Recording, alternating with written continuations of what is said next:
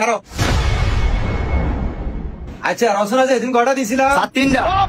হ্যাঁ গুড, এই হলো আমার একটা ভদ্র ছাত্র। সাব্বাস। ভদ্র ছাত্র এর দ্বারা দিতে পারে, এতে ভালো ছাত্র এরা। এই আপনি প্রথম রচনা গরুর রচনাটা কও। ঠিক আছে। গরু রচনা।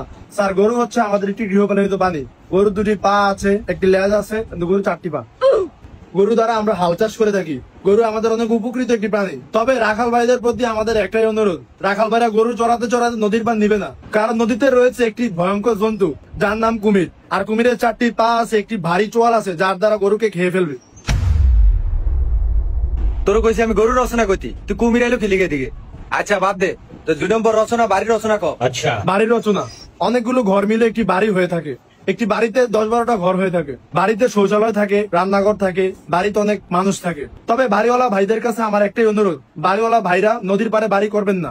রাতে আপনারা ঘুমারে কুমির আপনাকে টেনে নিয়ে যাবে, কারণ কুমিরের রয়েছে 4টি পা, একটি ভয়ঙ্কর চোয়াল, যা দ্বারা আপনাকে খেয়ে ফেলবে। তুই এটার ভিতরে কুমির ঢুকাইলি, তোর আমি কইলাম বাড়ির রচনা কইতে, তুই বারবার যে কুমিরের রচনা ঢুকাস। আচ্ছা এবার 3 নম্বর রচনা ক। নবাব সিরাজউদ্দৌলার পলাশী যুদ্ধের রচনাটা ক। এবার থামো, কেমনে কুমির ঢুকাস। পলাশীর প্রান্তরে নবাব সিরাজউদ্দৌলার সাথে ইংরেজদের বাহিনীর লর্ড লাইভের সাথে যুদ্ধ ঘোষিত হয়, এবং সেই যুদ্ধের দায়িত্ব নবাব সিরাজউদ্দৌলা মীর জাফর আলীকে দিয়েছিল। আর সেই যুদ্ধে নবাব সিরাজউদ্দৌলা 53,000 সৈনিক নিয়ে ইংরেজদের 3,000 সৈনিকের কাছে পরাজিত হয়, কারণ নবাব সিরাজউদ্দৌলার যুদ্ধের সেনাপতির দায়িত্ব মীর জাফর আলীকে দেওয়া মানেই খাল কাইটা কুমির আনা।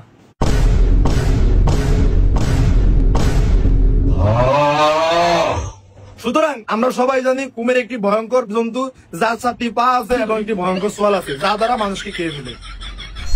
দেখছো তুই জানোয়ারে এটার ভিতরে কুমির ঢুকাইছে। এটা কি কুমিরের রচনা রে? বাইরে বাইরে বাইরে, কাম ধরে ঘরে থাক।